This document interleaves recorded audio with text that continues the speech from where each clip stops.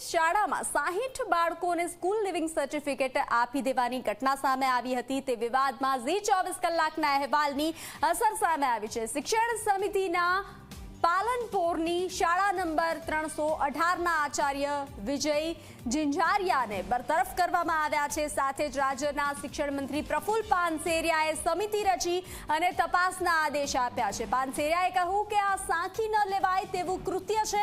આ મામલે અધિકારીઓને પણ કારણદર્શક નોટિસ આપવામાં આવી છે। આ સાથે સુરતના શિક્ષણ સમિતિના ચેરમેન બેઠક કરી જેમને એલસી આપવામાં આવ્યા છે તેવા વિદ્યાર્થીઓનું લિસ્ટ તૈયાર કરવામાં આવશે। મહત્વની વાત તો એ પણ સામે આવી છે કે આ શાળાના 162 વિદ્યાર્થીઓને જાન્યુઆરીથી અત્યાર સુધીમાં એલસી આપી દેવામાં આવ્યા છે। આ તમામ બાળકો સુધી તેમના શાળાના ફરી એડમિશન આપવામાં આવ્યા છે। આવશે તો ઝી 24 કલાકે જ્યારે આ મામલાની તપાસ કરી ત્યારે ચોંકાવનારું એ કારણ સામે આવ્યું છે કે વધુ વિદ્યાર્થીઓ શાળામાં હોય તો બીજી પાળીમાં શાળા શરૂ કરવી પડે અને કામચોર શિક્ષકોને વધુ કામ કરવાનો વારો આવે। તેથી જ તેમણે વિદ્યાર્થીઓની સંખ્યા ઓછી રહે અને બીજી પાળી શરૂ ન કરવી પડે તે માટે બાળકોની સંખ્યા ઘટાડી દીધી છે।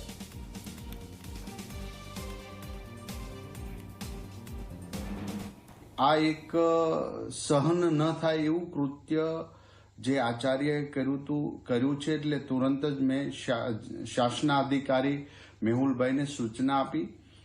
જિલ્લા શિક્ષણ સમિતિના નગર પ્રાથમિક શિક્ષણ સમિતિના અધ્યક્ષ કાપડિયાભાઈ સાથે રહીને એ આચાર્યને બરતરફ કરી દેવામાં આવ્યો છે। સીઆરસી યુઆરસી અને નિરીક્ષકને કારણદર્શક નોટિસ આપવામાં આવી છે અને આ એક એવો દાખલો બેસાડવાનો છે કારણ કે ભારતીય જનતા પાર્ટીની સરકાર દ્વારા એક બાળકને આઈડેન્ટિટી કરીએ છીએ અમે અને એક પણ બાળક શાળાથી વંચિત ન રહે એની દિવસ રાત ભારતીય જનતા પાર્ટીના કાર્યકર્તા અને અમારી ટીમ પ્રવેશ ઉત્સવ કરે છે। એની કમિટી બનાવવામાં આવી છે। પૂર્ણ રિપોર્ટ આવ્યા પછી કાયમિક માટે આચાર્યને એને પદથી દૂર કરી દેવામાં આવ્યા છે। એ બદલ આ એક્શન લેવામાં આવ્યા છે ને એક પણ બાબતમાં અમે કચાશ રહેવા દેશું નહીં, એને છોડવામાં પણ નહીં આવે। આ એક સંદેશો આપીએ છીએ જેથી કરીને સારા શિક્ષકોને પ્રોત્સાહિત મળે। તો આ ઘટનાએ સૌને હચમચાવી ત્યારે મૂક્યા જ્યારે સામે આવ્યું કે જેમણે આ શાળામાં કાઢી મૂકવામાં આવ્યા તે તમામ બાળકો ગરીબ ઘરના છે અને એક બાળકી તો એવી છે કે જેણે શાળામાં નીકળ્યા બાદ શાકભાજી વેચી રહી છે। સાંભળો આ વિદ્યાર્થીનીની વેદના તેના જ શબ્દોમાં।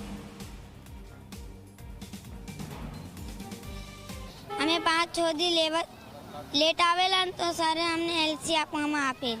એલસી આપી દે સરે એમ કીધું કે તમારે અહીંયા અભ્યાસ કરવાની કોઈ જરૂર નથી, તમે બીજી સ્કૂલમાં જઈ શકો છો। સરે પછી એમ કીધું સર કે જાઓ તમે। પછી અમે ત્યાં જઈ લાગ્યા।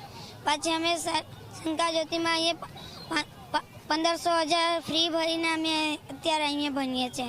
અત્યારે જો અમે શાકભાજી વેચીએ છીએ। અત્યારે અમે આમાં શાકભાજી વેચીને ગુજારો કરીએ છીએ। શિક્ષક તો સારું જ છે પણ શિક્ષક તો બધું પણ આ પણ સર છે ને અમને એલસી આપી દીધી। શું કહેશે ભણવું છે તારે? મારે ભણવું છે।